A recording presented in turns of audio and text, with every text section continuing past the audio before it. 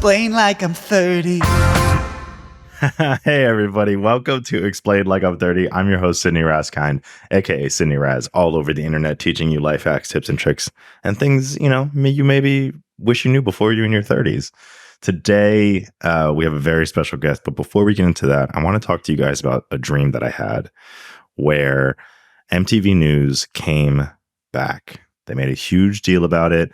They let me in. They set us down in front of my gym teacher from elementary school in my gymnasium from elementary school. And we watched MTV News say, "We're back. Sorry about leaving you for the 3 weeks that we haven't had them." And it was a big deal.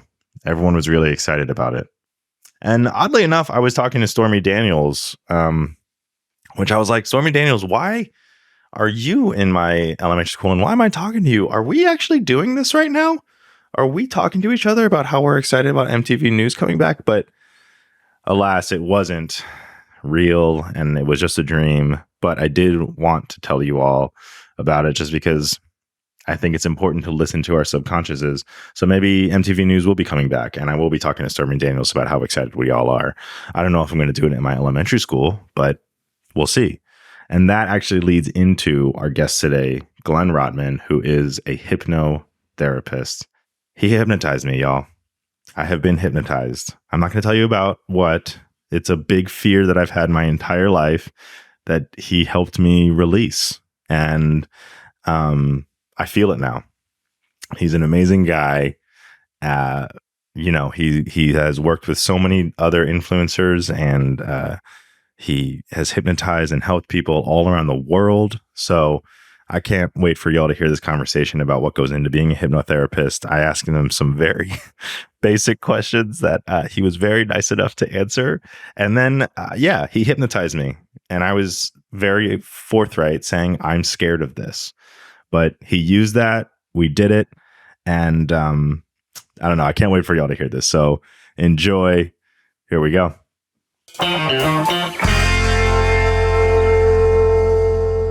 So, hey, Glenn. Sidney, so nice to meet you. Oh my gosh. Thank you so much for doing this. This is so cool. I have to admit something to you. I was looking through your videos and you have already hypnotized me today. So I love it.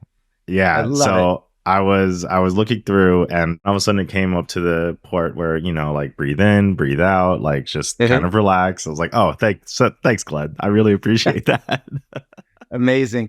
And I've learned how to put a lid on a pot of rice to clean it better. I'm glad. That was, to me, that was, well, let's start off. This is Glenn Rottman, everybody. Yes. Thank you so much for being here. Hypnotherapist. Yes. And like before we get into that, the job title. Yesterday I was cleaning the pot of rice and I left it on accidentally overnight, not the fire, but the pot lid. And I was cleaning it and I was like, "Why is this so much easier?" And it was because the rice moisture had stayed in the pot. So I was like, "Oh, great." So with leftovers, all you need to do is just like keep the lid on and it's fine the next day and it's not terrible. So I'm really happy that you learned from that. Yes, these little tricks and tips. My life is all about sharing tricks and tips, not only for now pots of rice, but for this, for our for mind, the brain, right? For how we live our lives. There is a lot of misconceptions about what hypnotherapy is. Many people have seen a hypnotist maybe at their high school or at their college or at the fair, things like this. And it's a lot of fun to see, but people don't think it's real a lot of the times. Or are these people faking it? Does it really happen? And I started my career that way, entertaining people using fun. And I was always told by my former teachers in hypnotherapy school, when you do a stage show, you're not doing therapy. You're there to give an experience. You're there to have fun. Don't do therapy. And that always bothered me. I didn't like that idea. So I decided to do it my own way. Why not? I'm going to do therapy in front of a crowd of people. I'm going to help people change their lives. And I'm going to do rapid techniques really quick to help people overcome what seem to be impossible challenges. And from then, it just kind of morphed into me posting a lot of footage of me doing street hypnosis. I've had the privilege, like I have right now, to work with you. I've worked with a lot of influencers, a lot of YouTube stars, and I've gotten to spread kind of this message through exactly what we're doing now, just sharing, having some fun, and we're going to have a great time today. But no, I agree with you. I mean, like you said, I was looking through your videos, and you did it with Rhett and Link. You did it with Chris Kattan. You did it with I can't remember the magician's name that you hypnotized, like him and all of his friends in the room, and like with the Raggedy Ann doll, and like you tickled the Raggedy Ann doll. Yes. But it was just such a, and actually you're I saw that you're in Burbank. So you're walking through the Burbank Plaza and you're like, hey, who can I hypnotize right now? I'm standing in front of the AMC 16 and I just want to go for it. You know, or were you just like on your way to get like a coffee or to go to Cold Stone Creamery and you're like, no, I'm going to go hypnotize some people in Burbank right now. Like downtown Burbank, which for anyone listening is like, I'm not aware of what Burbank is. Downtown Burbank is like very much an epicenter of commerce and just like, you know, fun and walking around and stuff. Yeah. And so what was the what were you doing there? I mean, just walking through. Well, that's where I live. You'll see me in downtown Burbank pretty much almost on a daily basis. That's where I go. That's where my daughter and I go. We go to the movies there. We go eat. So sometimes I will get recognized by somebody that's seen a video, and I'll be like to my daughter, of course, I'm dad, so nothing is that. You know who Johnny Depp is. We all know who Johnny Depp is, right? Yeah. I heard Johnny Depp share that his daughter doesn't think he's cool. So if Johnny Depp's daughter doesn't think he's cool, I have zero chance at my life. Yeah, right. And so the things that I do, my daughter Libby's just like, okay, Dad, I'll film. Yeah, my daughter, she's only 9 to 10 months old, but still, I could already see like people are like, oh, you're going to teach your daughter so many things when she's older. I'm like, she's not going to listen to me. She's going to think I'm super annoying. Like, what? You're dad. You're in the uncool zone. And if her friends think that you're even remotely cool, that's going to make you even less cool. So yes, it's just how it works. Well, it's nice that you have it's nice that you have that person to film for you, because I feel like anytime I want to do something, I'm like, I can't ask. I can't ask my wife. I got to figure out how to put this like up somewhere. I'm just going to put the camera like on a windowsill and start talking. And that's really what happened. It was just like, you know what? Nobody wants to help me with this. I'm just going to go for it. But actually, I did want to talk a little bit about your background, because I saw that you started in 1989. And I mean, that's a long time to be doing this. And just trying to like figure out what led you to this. You know, who did you talk to first? I know I learned about the cancel method, which I'm totally going to do going through life right now. And was that one of your mentors that taught you that? Yes. So I'll make this as brief as I can. In high school, I took a course. As long as you want. I know there's so much I can share, though. I can go on forever. And I'm aware of that. You know what I mean? People that will over talk. It's like, all right, come on. Yeah. I took a class in high school called the Silva Method. And that was a course on self-meditation. And I actually got to take it with the founder, Jose Silva himself, who's long passed on. He was incredible. So I took that course. And as I lived my life, it was always in the back of my mind. You know, sometimes I'd be really good at meditating and I'd see the effects of that in my life. I would see things manifest in my life and things change very rapidly. But then, of course, I wasn't always consistent with it. I would go in and out, and my goal was to be a musician. Came to LA, went to music school. Then after that, had a couple kids, did the things that we do. Played in bands, made some CDs, but in the back of my mind, this was always there. I should be doing this type of work. And the more that kept burning in the back of my mind, I was a sales manager for many years. I had a very successful job as sales manager, big company, great salary, company credit card, car, everything. But I knew it was just eating at me. This wasn't what I was meant to do with my life. Yeah. Then after getting divorced and kind of reevaluating, this is my life. How much time do I have left? And what do I want to do with that time? I mean, I was really in a place of not crisis, the opposite of crisis, the place of opportunity. It's like, okay, I've done all this. Now it's time to reinvent myself. Let's go back to what's really home for me. And that was this work. So I went to a college of hypnotherapy. When I had this thought, 2 weeks later, I was enrolled in hypnotherapy school. And is that in Los Angeles? Yeah. Yeah, I went to HMI College of Hypnotherapy, which was out in Tarzana. And at that time, the school was open. It was a really great environment because you could go there. I was there a couple times a week. You'd meet friends. You'd be in classrooms. It was great. Now it's kind of moved online, so it's not quite the same experience that it was. But it gave me what I needed to start. And then just being like who I am, at one of my best friends at school, we went a little crazy. We decided to go to Santa Monica Boulevard every Saturday and start doing street hypnosis. And some people we'd be like, hey, you want to be hypnotized? People were like, get away from us. You guys are weird. We don't like you. And then we got smart. We took a girl with us from our class. And then when she was with us, all of a sudden we were safe and we started to give people experiences. I started to learn how to take somebody on the street and just drop them into hypnosis and give them a suggestion that can change their life in that very moment. Yeah. And I fell in love with that kind of shock, kind of fun entertainment side of it. I started after the influencers. I had an opportunity. The first one was Miranda Sings, Colleen Ballinger. Oh yeah, Colleen Ballinger. Yep. That was the first one I did, and I made her eat an onion, and she thought it was a delicious sweet apple.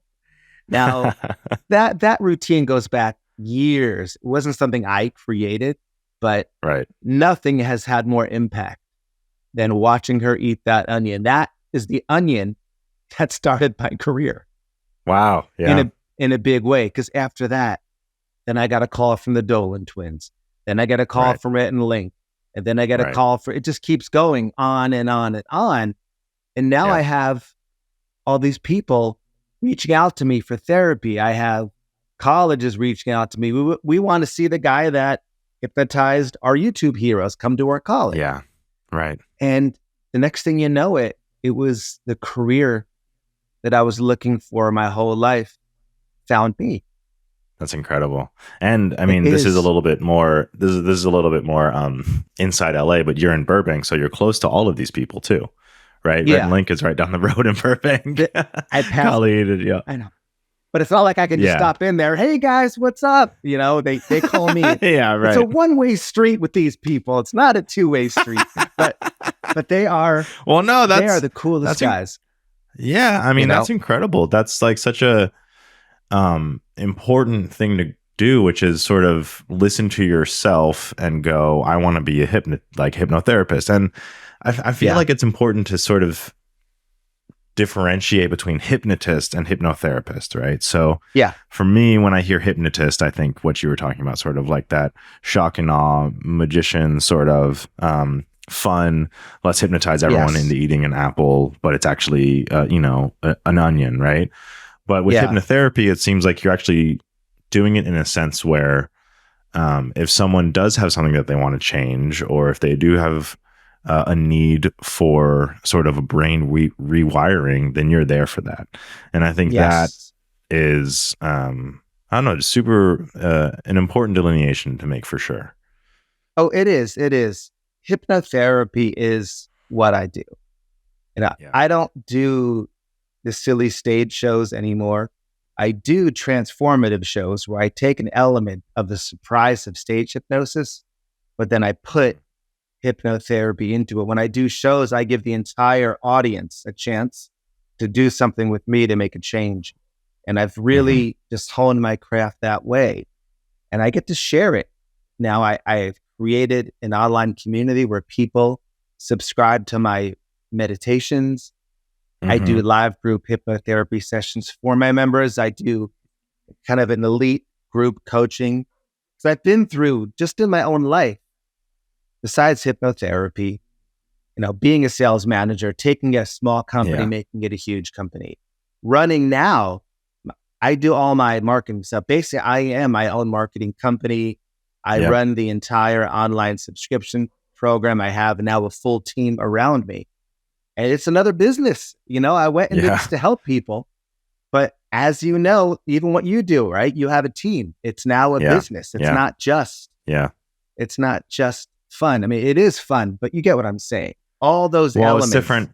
Yeah, it's Right? a different type of fun. I think I was pretty lucky in high school to know that I wanted to do this, right? I know that I didn't want to work behind a desk. I know that I didn't want to do that for the rest of my life. My mom worked in government for 40 years.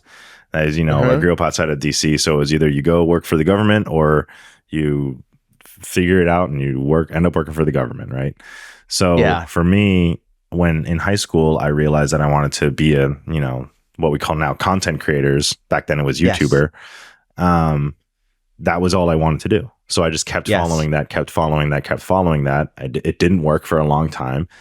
And then, it appeared when TikTok appeared, and it was like, oh, I can do this because I kind of had been through those moments.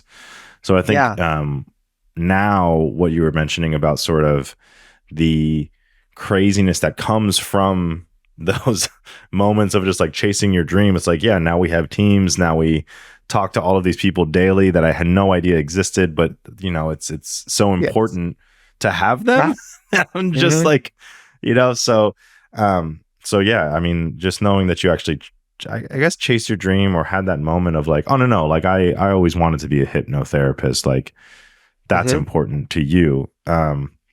Is really, really good and inspiring, I think, for a lot of people. Like anytime I get to talk to people that like chase the dream and it happened for them, it's so impressive, like that moment. Yes. I don't know if you found this or not, but for me, it was definitely true. It really felt like it found me instead of me finding it. Because as you know, many people create content, but they don't always get it off the ground. They'll make a few videos and they'll quit and they'll stop. A lot of people will go to hypnotherapy school. They'll work with some friends and family, and then they'll stop. I mean, it was a big deal quitting a very cushy job to doing this, going through that when there is only me to rely on me. It's not like I have rich parents I could fall back on. Right. I have 2 kids. I have a house. All the things that we have, nobody else could cover me if it failed. And there was a lot of indecision, a lot of second guessing myself. But I didn't listen to it. And I'm so glad. And it's never been better. Yeah, it's horrifying to like, because to make that leap. I think I was lucky enough where my daughter hadn't been born yet. We just got a house. So like things were okay. And I started taking off at the right time. So I think I was very sort of like in the moment where it's like, oh, it's happening. And I think this is a good time for it to happen. But you mentioned like, just you going through your day. And I really do want to know, do you wake up and like, is there a mantra that you have? And, you wake up, you do a little bit of hypnosis on yourself, and then you have, different clients that you go see, or like, that sort of thing. Like, what is that typical day for a hypnotherapist? I mean, do you have typical days? Are you technically hypnotized all day? Like, what is that? Yes. Like, it's for me, I like to get up and just kind of float around the room for a couple hours and levitate. And then I start moving objects with my mind. That's what I thought. That's what I thought. Yeah. Just all like hypnotherapists actually. Yeah. All hypnotherapists are telekinetic.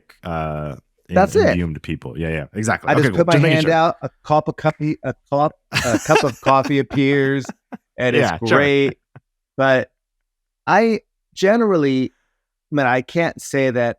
I should say I meditate several times a day. That's not true. Yeah. I do meditate several times a week. So what I do like to do is I'll get up. If it's a quiet morning, I have a meditation chair in my bedroom, and I'll start the day with just a nice little meditation, visualizing just my goals, how I want to feel today, the things I want to accomplish, and just always, whatever I'm visualizing, making it even bigger than I'm currently experiencing it. So that's kind of how I start my day off. And it depends. Some days I have several Zoom clients where I'm here working with clients because hypnotherapy is auditory. It's nice when I can be there in person and be with someone, but I just need to see you and hear your voice in order to be effective. So some days I'm on client sessions most of the day. And between that, I am talking to my team. I'm recording. I have something called the Hypno Vault, which has about 125 video hypnotherapy sessions I've created. There is nobody else in the world that has put the kind of effort in I have. Nothing like that exists. So basically, it's categorized where you pick a topic. Let's say one of them is negative self-talk. You click on it. I come on the screen. I give a little life lesson and some perspective on that. Then the screen blacks out. My voice changes. Some music comes on. And we start doing a session. Just the same way I would as if you were with me. So these really, it's not just like an MP3 download or something you find on YouTube. It's an actual session the way I would structure it one-on-one. And so I'm always putting new sessions in. And on top of that, I have several thousand monthly subscribers in my online. And that takes a lot of maintenance. It takes a lot of questions and answers. It's a lot of support that we give them. Now, I don't do that alone, but I'm always overseeing it. Then there's a portion of my day where I get into Facebook Business Manager and run the marketing company. I run ads worldwide to English speaking. That, for those of you that haven't used Facebook Business Manager, it's a beast, right? And I'm also part of the work. And I have my own teachers. I'm part of the marketing. I have a marketing coach. We go through things on a weekly basis.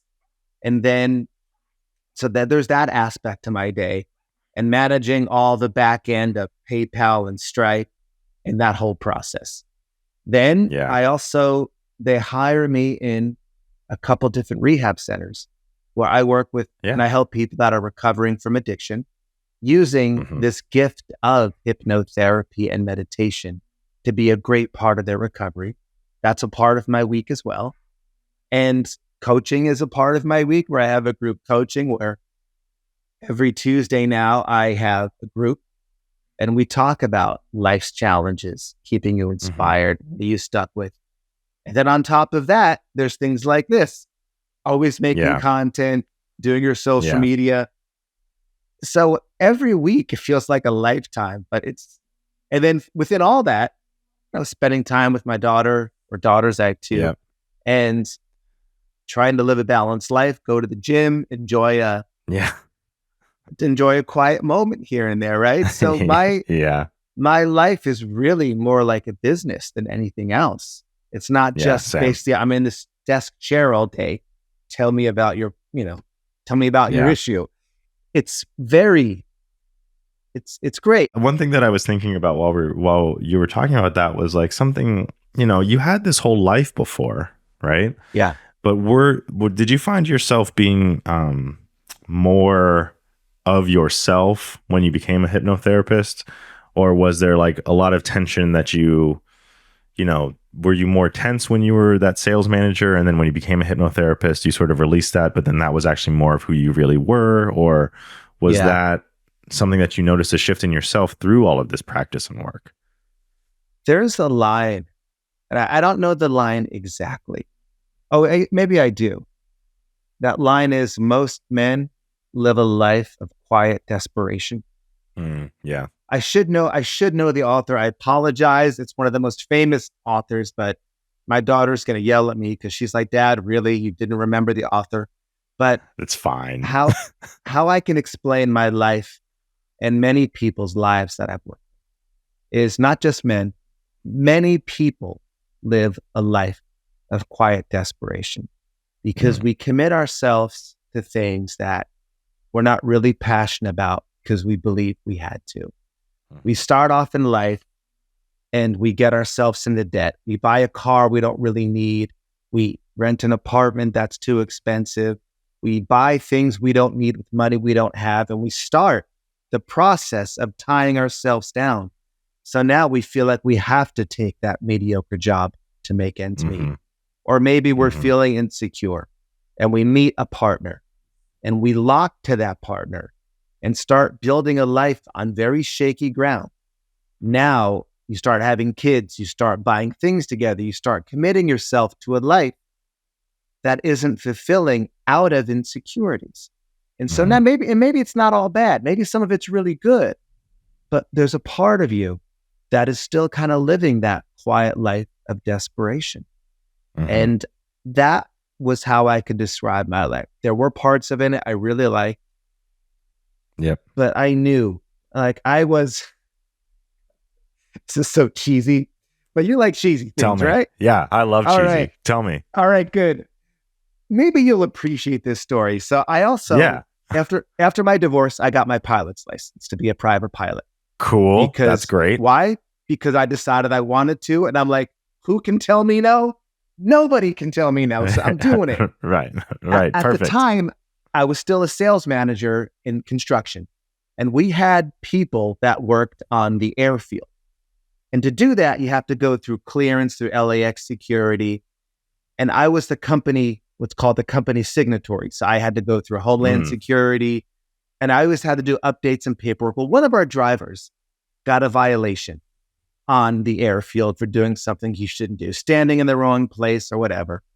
So I had to go with him to a meeting at LAX with head of security, head of this, TSA this, about 4 people in this room.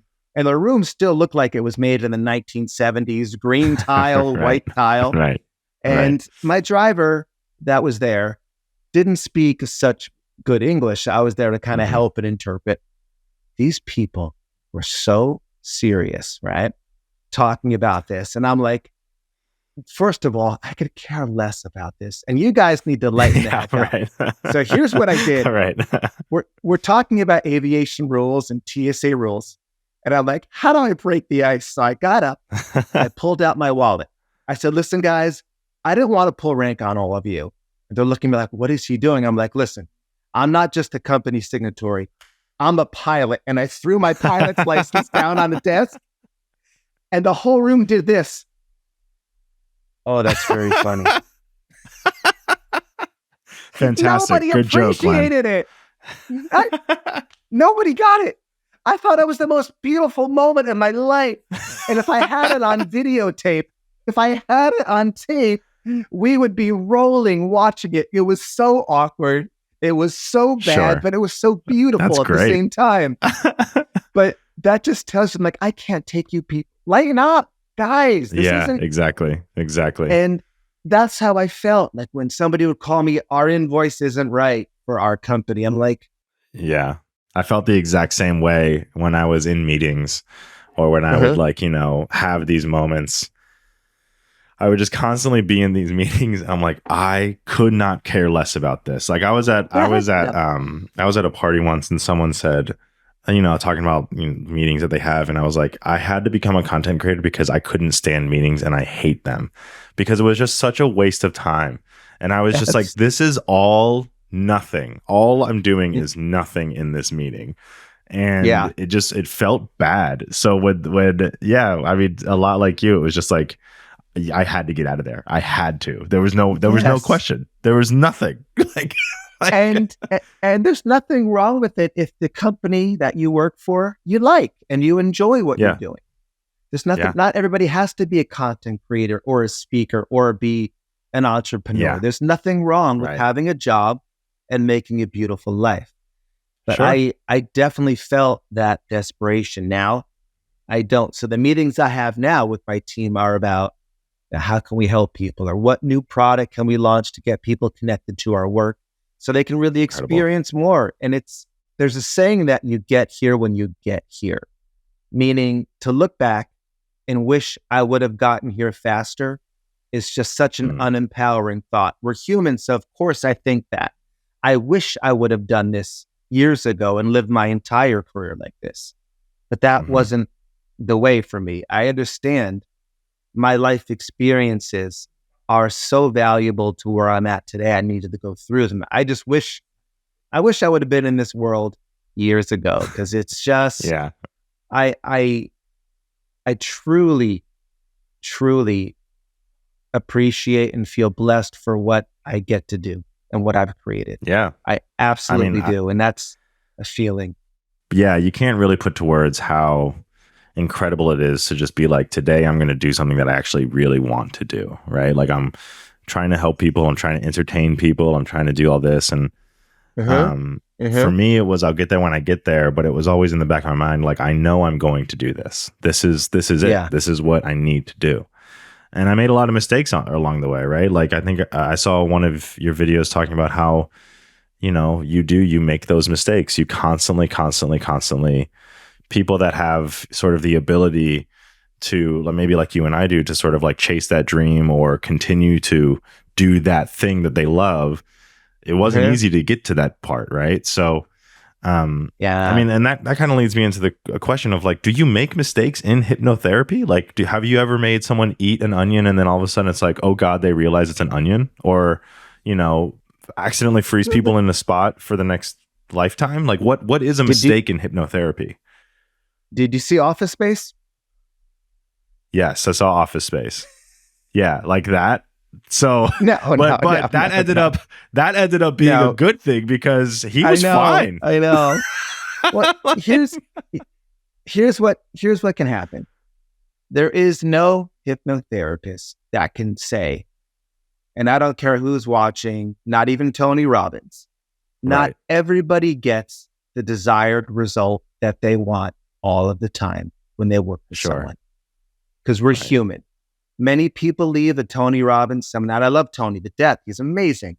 Many people leave his weekends and go back to their normal life. The motivation lasts for a day or two, and it doesn't stay within them. So not even him is effective with every single person. He is with many. And with this work, we're dealing with emotions. We're dealing with secondary gain. There's other reasons why people hold on to their issues besides just what you're seeing in the present moment. For example, somebody who's afraid to fly, well, they might have some really toxic family relationships. So if they're afraid to fly, they don't have to go deal with those relationships. There's a secondary reason. Somebody that's gotten their heart broke in a relationship, well, they may put on a lot of weight to make themselves unattractive to a new partner, not consciously. But if I put on weight, I can protect myself from getting hurt. Even though putting on the weight is also causing me hurt. So there's, we're dealing with a lot of things. And so, yes, I'm always striving, working on my techniques, my rapport building, my connection, so we can make the most rapid change in the most rapid time. And many times I do get what's called the hypno miracle. I do it in front of people in crowds where I'll take somebody's fears away in the moment. There's a beautiful scene I have. It should be on my Instagram, where I took somebody's chronic neck pain away, and she's crying and hugging me because this is the first time she was out of pain in years. There's amazing things, but I'm not God. You know what I mean? Right. I don't have that power to just do that. You know that famous, I don't know why that came into my mind, but Benny Hinn, he's that white-haired faith healer with a jacket. Fire. Oh yeah, sure. People. Sure. You know what he is? He's a stage hypnotist. That's all he is. You did you say that is Tony Robbins a hypnotist? Or is he just a motivational speaker? Well, like he did NLP, neuro-linguistic programming, and he does use a lot of verbal hypnotic techniques, and he does meditations. So yeah, I mean, Tony understands every aspect of all of this, but particularly Benny Hinn, that preacher that poses as a man of God, he's just a stage hypnotist posing, and that's what makes it so awful. And yes, some people do get healed because the adrenaline of the moment, they detach from the pain. But other people get really hurt by what he does, and it's not right. If I ever meet that guy, and he claims, anyhow, it's another story, but that's another story for another time. There's amazing things you can do with people using these techniques, but I think I got off topic. But No, it's okay. I right. wanted to know about the mistakes that you made, but you kind of went into interesting. Yeah. But the other thing is that you talked about sort of like these moments where you can, impressive in a very short amount of time, sort of take those moments and hypnotize people, or what you said, hypno miracle. Is that what you called it? Yeah, I call it the hypno miracle. Yeah. Yeah. So that actually is very good, because we are going to take a quick break, and then when we come back, I'm going to try to see if you can help me, or maybe you can teach me some things that maybe will help me in life. So let's take a quick break. We'll be right back. Hey everyone, thank you so much for listening and learning about hypnotherapy with me. It's pretty crazy. But if you do like this episode, please don't forget to rate and review it. Spread the love. Share with everyone you know. Anyone that's ever been interested in hypnotherapy, please share it with them, even if they're not interested in hypnotherapy. And like I said, leave that review. Be honest. Let us know how we're doing. What do you think? Leaving a review is the biggest help to make this show successful. And I can't thank you enough for listening, rating, and reviewing. And don't forget, everyone, Patreon, it's there. We have it. Come hang out with me on Discord, become a rascal, talk to me one-on-one. We have live streams, new episodes, early access, bonus content. Trust me, it's incredible. I'll see you on Patreon. And now, back to the show. So, as I was saying right before the break, I'm hoping that maybe you can help me with something, because I have had a phobia of spiders forever, right? Really? In the past, oh yeah. So in the past couple of years when I got this house, I realized that I can't escape the spiders. So I might as well accept the spiders, right? So I started to look up on Google Lens, look up on like all of these things, sort of get to know the spider community, so that now I know more about them, right? I know what a cellar spider is. I know what a noble brown widow is, or a false brown widow, or, I know what a trap spider is, because they're probably going to be hanging out under rocks and spook me, right? But the other day, I thought that my wife and I started calling all spiders buddies, because if they're a buddy, they're not going to hurt you. They're just a buddy in the house that's just going to hang out, right? Yeah. So the other day, there was a big old buddy in the bathtub, which they come up through the drain sometimes. Yeah. And I got it, and I was like, okay, I'll catch it in the cup, like, all that stuff. And I was holding it, and then it just escaped, and it ran away, and it scuttled away. And I was like, oh, this is my worst fear, right? There's a spider in the house that I can't see, that exists. And I guess I don't have a house anymore, right? But in my head, I'm like, that's what I would have done before. I know more about it. So I'm wondering, since I do have you here and you are a hypnotherapist, I'm wondering if we can actually do this. So anyone else that's listening that might have a fear of spiders maybe can gain from this. Do you think you could be able to do that? Let's have some fun. I got a couple questions for you first. Okay, perfect. So on a scale of 0 to 10, 10 being the worst, 0 being nothing, how intensely can you feel the fear of a spider? I would say, even talking about it now, I would say it's probably like an 8. You can bring it to an 8. Where do you? Yeah. Now stay there. Bring it to an 8. Where in your body do you feel it? Because it's in your body, that feeling. Yeah, I hate this. Where do you feel it? I feel it in... for anyone listening, my eyes are closed and I'm terrified. I feel it in my ankles for some reason, which I guess I've never thought about. I feel it in my shoulders. I feel it... where else do I feel it? I feel it in, definitely ankles and shoulders, and then like hands. Yeah, like, your extremities, your hands, your feet. Yeah. Most likely where a spider would attack first. Right. Yes. All right, good. Say attack. You didn't need to use the word attack, Glenn. Yeah. That's amazing. So now, in order for this to work, now I know because you are a creative person, your imagination is super strong, and that's a good thing. Everything happens in our imagination first. We're only born with 2 fears. And you are so congruent because I see your body language with this fear. That's beautiful. I love it. I love it. We're born with 2 fears. That's it. The fear of falling and the fear of loud noises. Those are ingrained into us. But every other fear we've had to learn. What happens if you put a deadly rattlesnake in a baby's crib? They're going to laugh, right? They're going to hear the rattle and think it's kind of cool, right? Right. Imagine, not that we'd ever do this, but if you dumped a bucket of cockroaches into a baby's crib, they'd poke and laugh. They'd think it was cute. Okay, yeah. Right? Yeah. They don't know to be afraid. So if you can learn a fear, you can unlearn a fear. We can change what it means to us. And that may not mean that you love spiders from this moment on, but it could mean that it's like, oh, okay, whatever. You're here, I'm here. Let me get you out of here. Yeah. Really simple, right. really simple. Right. And so it's a fun process. So we can do a little something right now.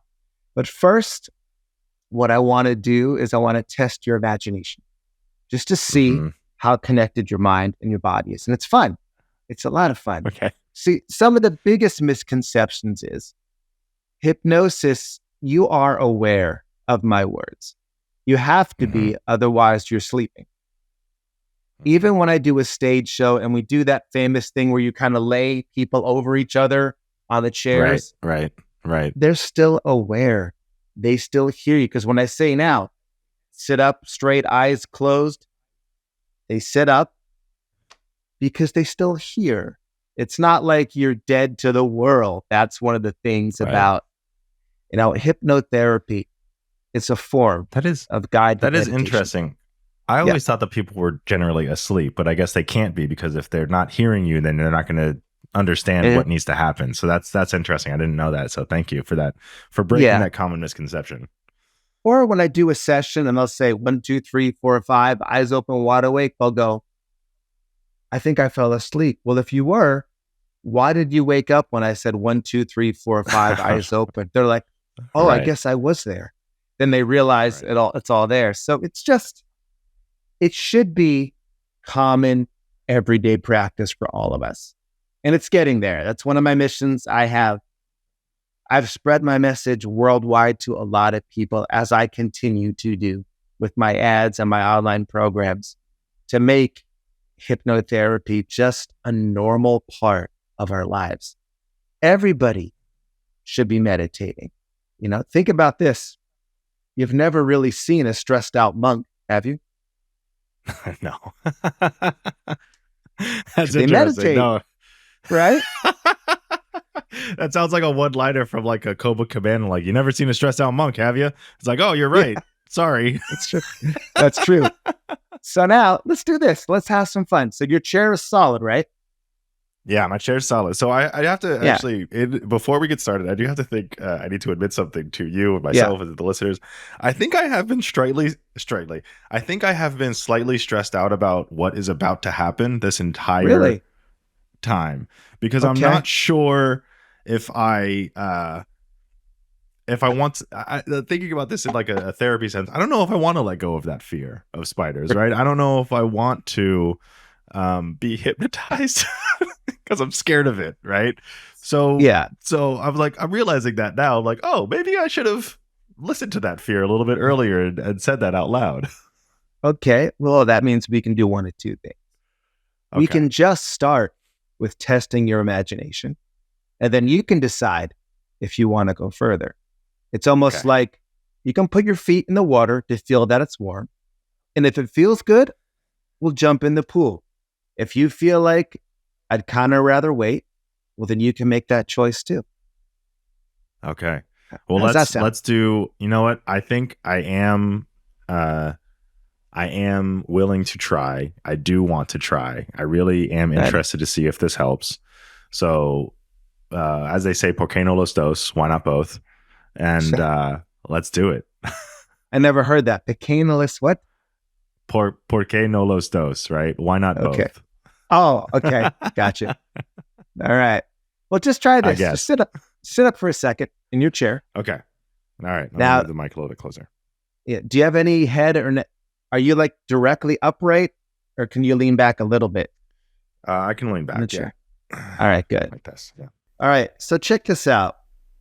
We're just going to test your imagination. So close your eyes and sit back in the chair. And I want you to think one thought. I want you to focus on your eyelids. And I want you to think this thought. The more I think about opening my eyes, the more I will relax them. Think that thought again. The more I think about opening my eyes, the more I will relax them. And as you do this, let the rest of the world disappear. Let sounds become unimportant. Let noises become unimportant. And keep thinking that thought. The more I think about opening my eyes, the more I will relax them. Think it silently in your mind.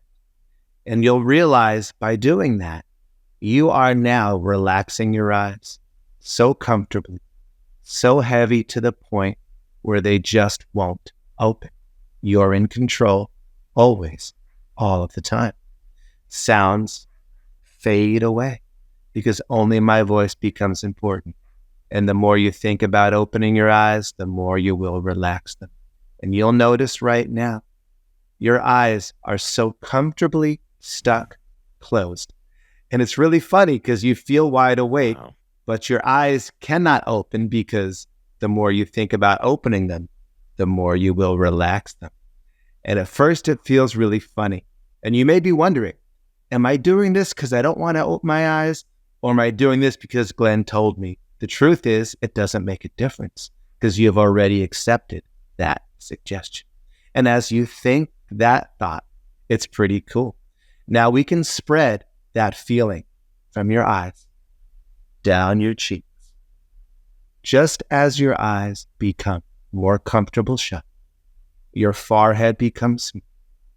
You notice your jaw, your cheeks, and your mouth become completely relaxed. And your imagination opens. And here's the coolest trick I'm going to teach you. It doesn't matter how deep you go. We can make any change in your life by simply allowing your physical eyes to stay closed. Because when your physical eyes are closed, the eyes inside your imagination, will they open? And when they open, you can create any change in your life. So now, just feel yourself. I'm going to count down from 5 to 1. And each number, you can visualize these in your mind, or you can just think about the number. It has nothing to do with visualizing. And I say the number 5. It goes deeper down to 4. Feel your shoulders sinking back. Feel your feet becoming warm and heavy. That's it. Your entire body relaxing. And it feels kind of funny. Many people smile their way into this deep trance, but then all of a sudden, they let go. And I say 4 goes deeper down to 3. And the deeper you go, the better you feel. The better you feel, the deeper you want to go. And you are in control of allowing the world to disappear. Right now, let nothing else matter. The microphone doesn't matter. The speakers don't matter. It's just you inside your imagination with my voice. From 3, going deeper down to 2. 2, going deeper down to 1. All the way down to 0. And I want you to think this next thought, where the effort it would take to even think about relaxing would be too much, because it happens automatically on its own. That's it. Your mind is open now. Your subconscious mind listening to every word that I say. I know that you have felt a fear. I know that you've had a response in your body, because in life, nothing has any meaning other than the meaning that we give. You've taken on a response to something that literally means nothing, because your subconscious mind is aware where there's true danger. But you haven't been in that true danger. You've just attached a meaning somewhere where meaning is not belong. Now, in a moment, we're going to release out of your mind, out of your body, every ounce of fear that you used to feel when you thought about spiders, when you felt a spider on your skin, when you've seen a spider.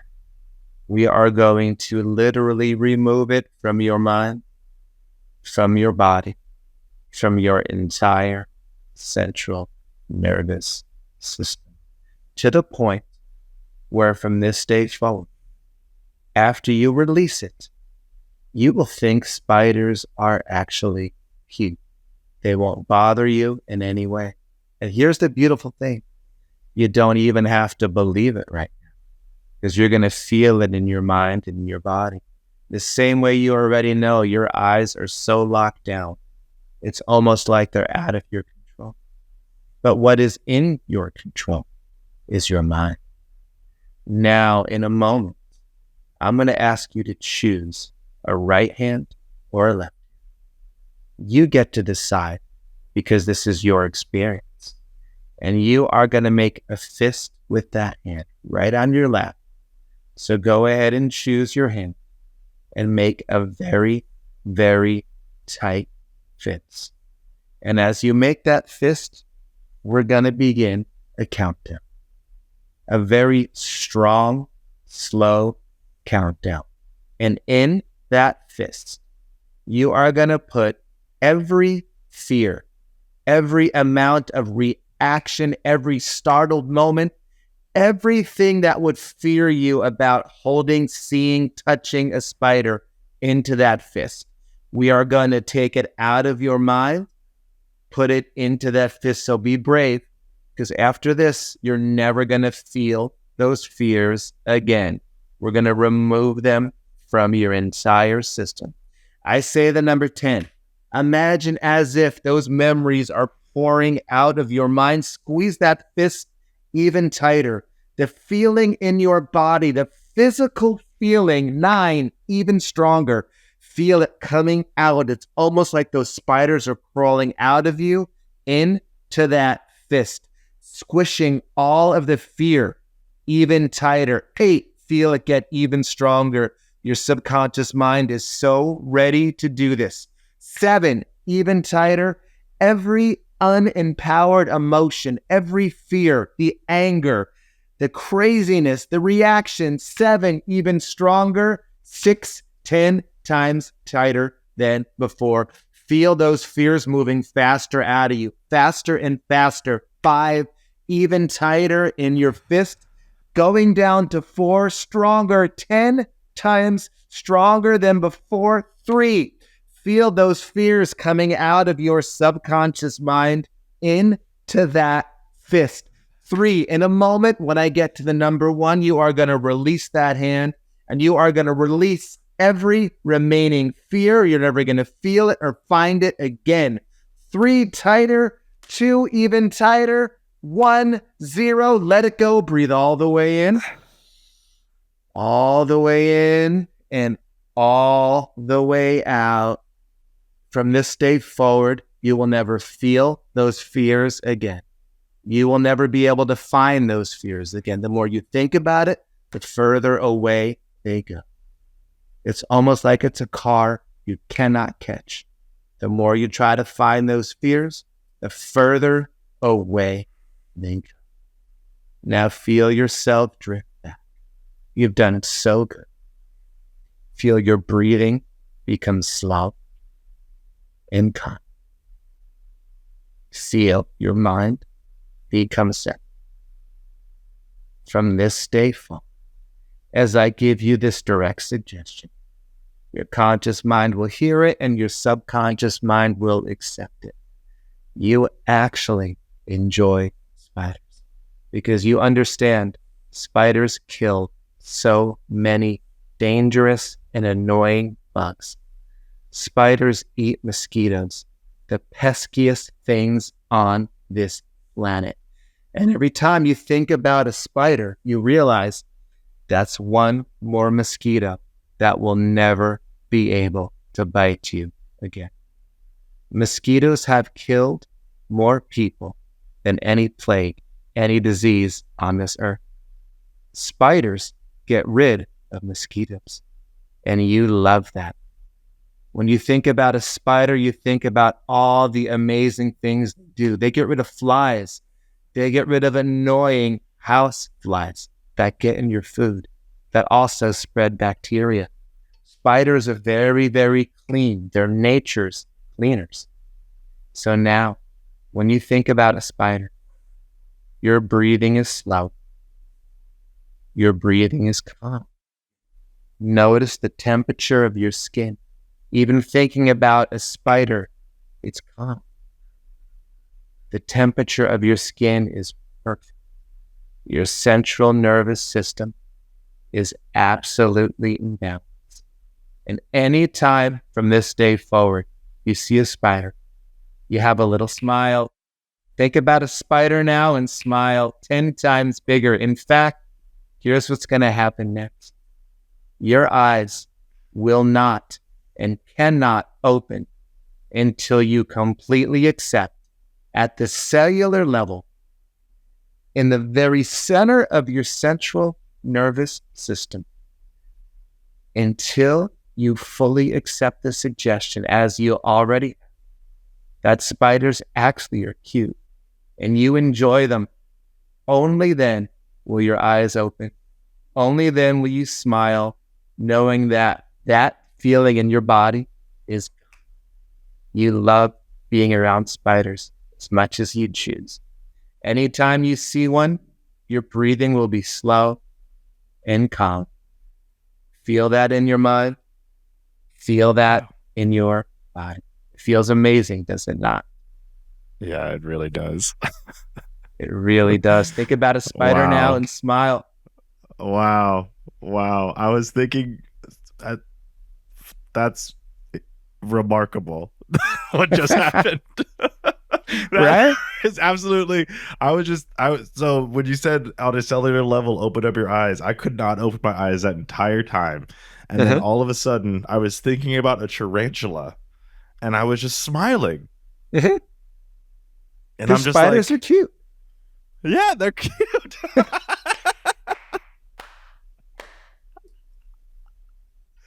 Oh my gosh, Glenn, that was incredible. That was incredible, right? Man. Wow. Right?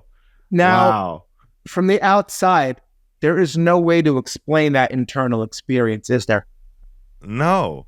I think I have. I was worried about this, but I have markings on my hand from where the fingernails were. Yeah, I know. And I was just like, because I knew that's how hard I had to release. Yes. The fear, basically. Yep. And it's gone. Wow. That must be one of the biggest ones that you deal with, right? The biggest one I deal with, we live in LA. So yeah. I think they put anxiety in the water in LA. They add it. Our governor passed a law where we must put anxiety in everybody's faucet. Yeah. And every single mayor that comes into office in Los Angeles actually re-signs the bill into law that everyone has to be full of anxiety. Yeah, yes, absolutely. 100%. Yes. Yep. So that's just, it's in the air in Los Angeles. So that's one of the big ones. And one of the other ones I deal with a lot, and I deal with this in coaching.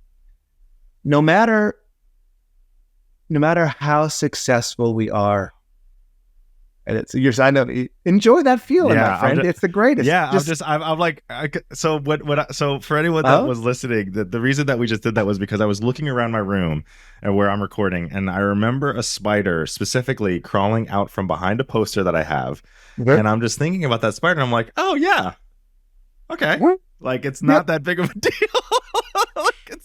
He literally, that spider ran at me and I got afraid, but now I'm like, oh, that's nice. Like, that's it.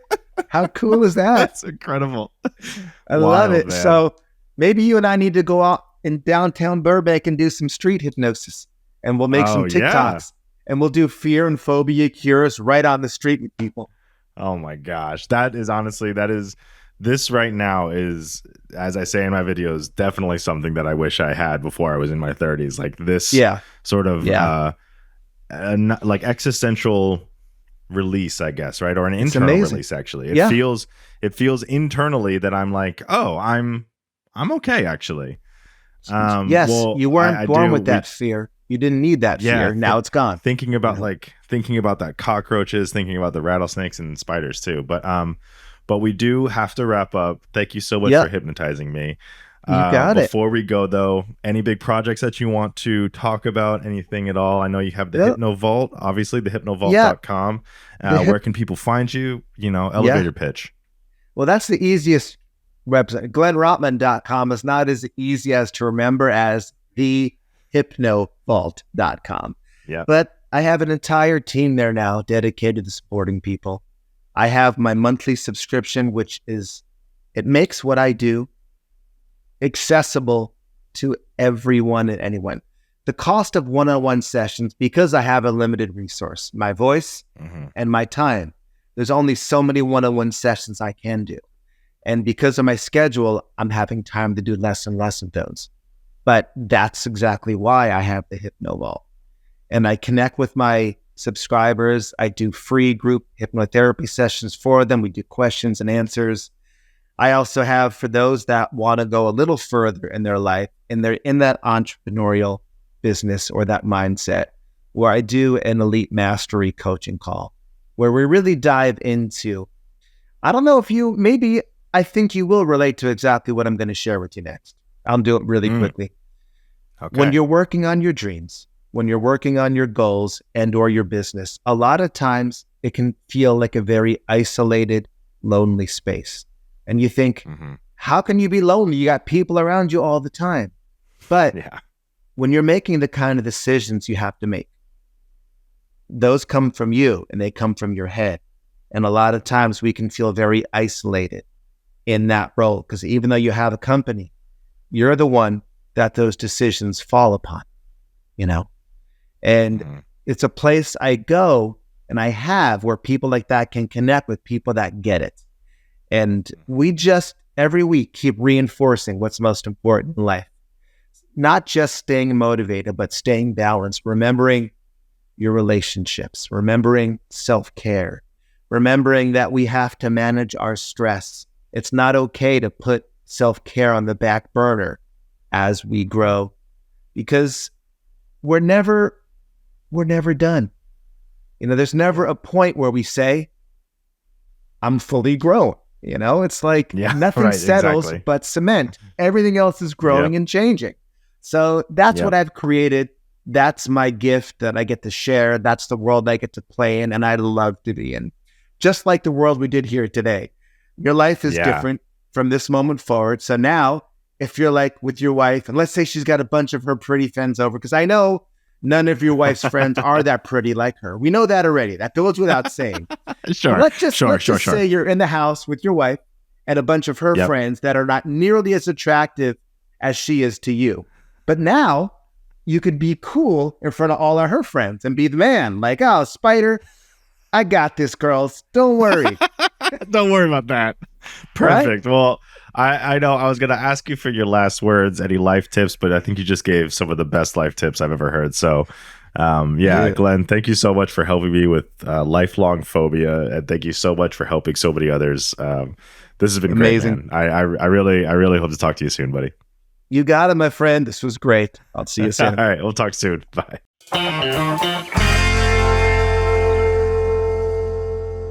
All right. Well, there you have it. I've been hypnotized, everybody. I no longer have a fear of spiders, or so I believe. Even saying that sentence is insane. But if you do want to know more about how it's going for me, check it out on Patreon. Bonus content up there talking about if this actually worked. Thank you so much again, Glenn, for coming on the show. It was incredible to have you. You're really fantastic and interesting person. I would talk to you for hours. And listen, if you have a question and you want to talk to us, let us know. eli30@human-content.com. And if you just want to maybe talk to me, at sidneyraz all over socials, or at Human Content Pods on Instagram and TikTok. Let us know what you thought about the show. Definitely let us know if there's an interesting person that you want to be on the show. We're trying to get as many interesting people on the show as possible. So thank you. This is a new podcast, so we'd really appreciate you leaving a review wherever you listen to podcasts. If you subscribe and comment on your favorite podcasting app or on YouTube, we might give you a shout out. It's true. So look out for that. YouTube and Patreon, don't forget about those. If you love my voice, but you yearn to see my beautiful, handsome face, the full episodes are out on YouTube every single Thursday.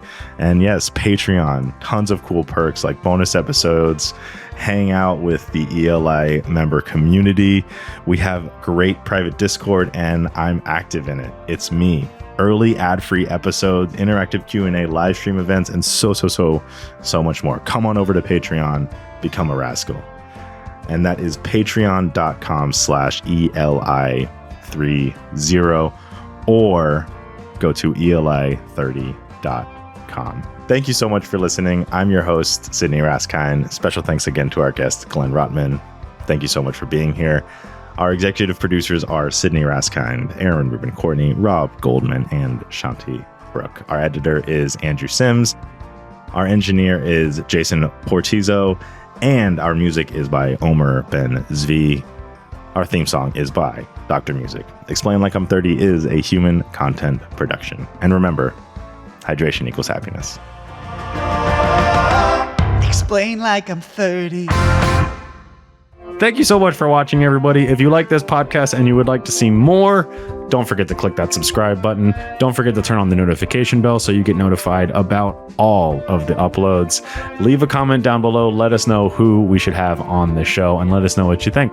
Don't forget, more episodes right over there. Click!